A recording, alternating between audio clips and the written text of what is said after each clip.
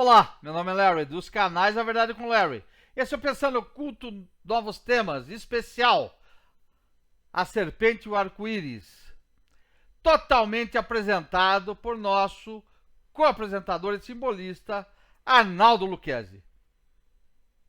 A Serpente e o Arco-Íris, uma história de terror entre o céu e a terra.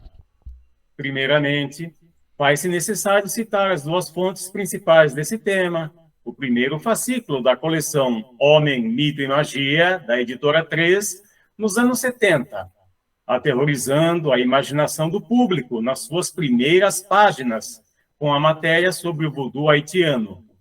E também o filme A Serpente e o Arco-Íris, que se baseia em um país atormentado pelo medo provocado tanto pelos vivos quanto pelos mortos. Ou mortos-vivos. Uma introdução breve, porém vibrante, da realidade, do dia a dia e dos costumes de um povo cuja vida é regida pela magia, uma mistura de catolicismo com o vodu, trazendo cores vivas e fortes emoções, única forma de livre expressão do povo, face à opressão de um regime tirano. Aqui vou destacar alguns elementos que, anos depois, serão refletidos de algum modo nesse filme que foi exibido na televisão em uma série de terror cujo título trazia um apelo à curiosidade e à coragem de assistir: A Maldição dos Mortos-Vivos, no original The Serpent and the Rainbow, ou A Serpente e o Arco-Íris. O filme se passa no Haiti dos anos 70, sob o domínio dos ditadores Papa Doc e Baby Doc. Houve um tempo em que as mães advertiam as crianças para que não fizessem malcriação, dizendo que seriam levadas pelo mago andarilho, sempre com sua mochila carregada de ervas e estranhos instrumentos de magia, como velas pretas e partes secas e gatos selvagens. Era o Tonton Makut, uma espécie de bicho-papão que, com a implementação do regime ditatorial, passou a aterrorizar a todos. Agora, ele era a polícia secreta do governo, que capturava os inimigos do poder, cujo destino era cruel e horrível, envolvendo não apenas torturas físicas e mentais, mas também a escravização de suas almas, dentro de um verdadeiro inferno na Terra. No fascículo citado, havia referência à prática de la prise des yeux, ou a captura dos olhos, traduzido da língua local, uma variação do francês. Existem os curandeiros, que também têm o nome de Tonton Makut, e Bokor, ou feiticeiro, aquele que desenterra o cadáver, ressuscitando-o e transformando-o em zumbi, e o Rungan, ou sacerdote de vodu. Segundo a definição encontrada nessa matéria da coleção, vodu deriva do termo vodum, significando Deus, espírito ou objeto sagrado, proveniente do idioma Fon da África Ocidental. Essas práticas são conhecidas na Jamaica como OBA. Muitas superstições fazem parte do dia a dia do haitiano, como, por exemplo, a crença de que as crianças não devem deixar os cabelos molhados, pois a água é um solvente e um ímã para os espíritos. Criaturas do vodu, como os loups-garous, invadem as cabanas para sugar o sangue das crianças. Mesmo durante o meio-dia, existe o perigo de possessão por espíritos que buscam uma morada, pois as pessoas não projetam sombras. Por outro lado, as crianças não devem brincar com suas sombras à luz de velas, pois existe o perigo de emaranhar e misturar suas almas. O grande anjo bom, o Gros Bon Ange, é a alma que se manifesta no hálito e na sombra da pessoa.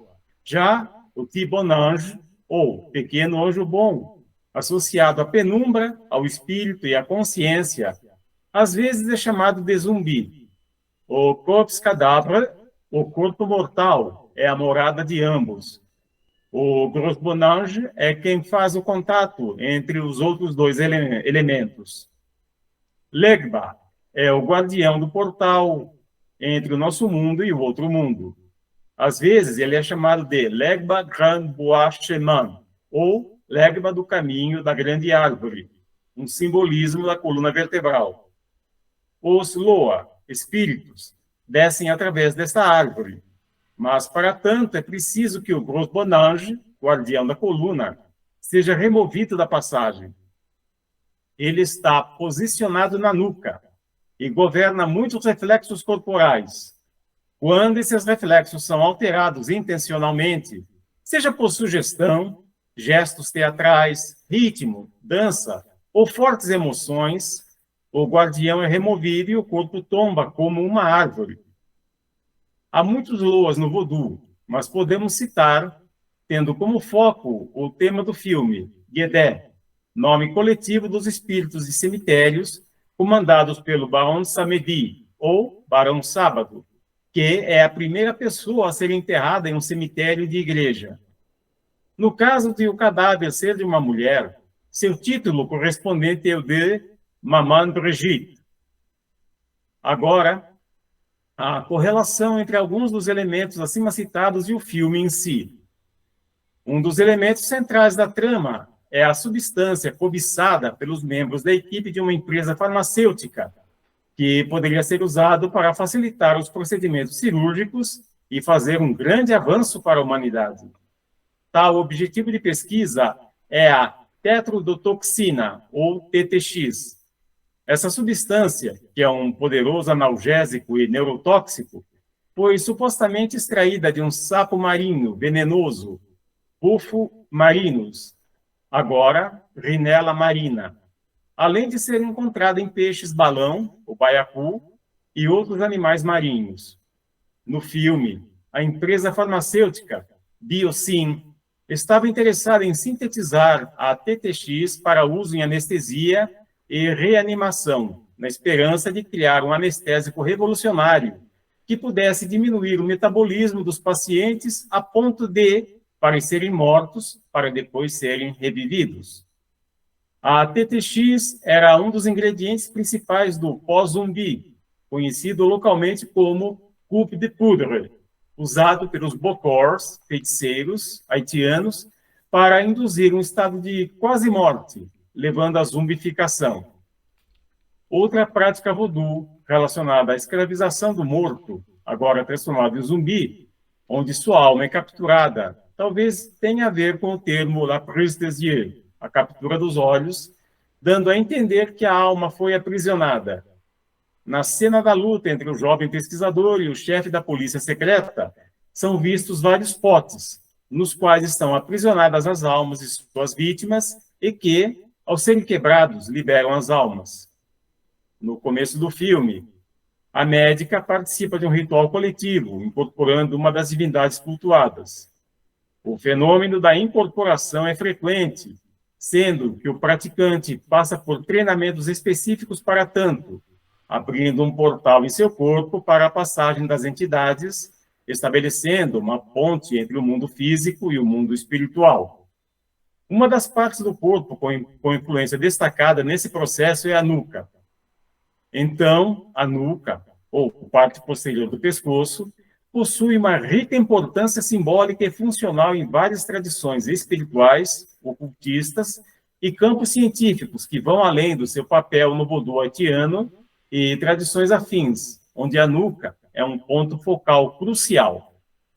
Acredita-se ser a sede do Gros Bonange, do grande bom anjo, a parte da alma individual e consciente. É através desse ponto que os espíritos, Loa ou Voodoos, podem entrar no corpo de um iniciado durante um ritual de possessão, o transe.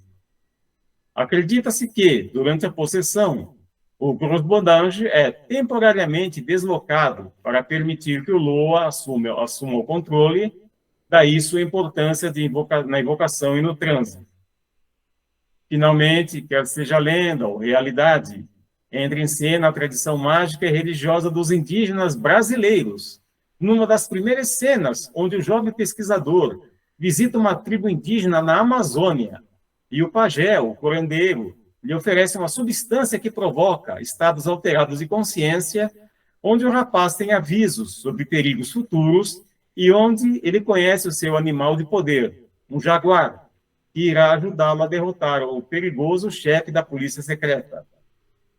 Aqui eu poderia fazer algumas referências entre a matéria de uma coleção dos anos 70 e o filme de terror, muito bem produzido, e que foi ao ar em um sábado à noite, para o entretenimento de uns e pesadelos de outros. Há muito mais mistérios no voodoo citados em livros, filmes e documentários. Espero que o material apresentado nesse vídeo tenha trazido aos nossos seguidores um pouco mais de informação sobre essa estranha e fascinante religião. Se gostaram, deixem um like, subscrevam-se em nossos canais e aguardem por mais temas interessantes em nossos canais. A Verdade com Larry. Gratidão.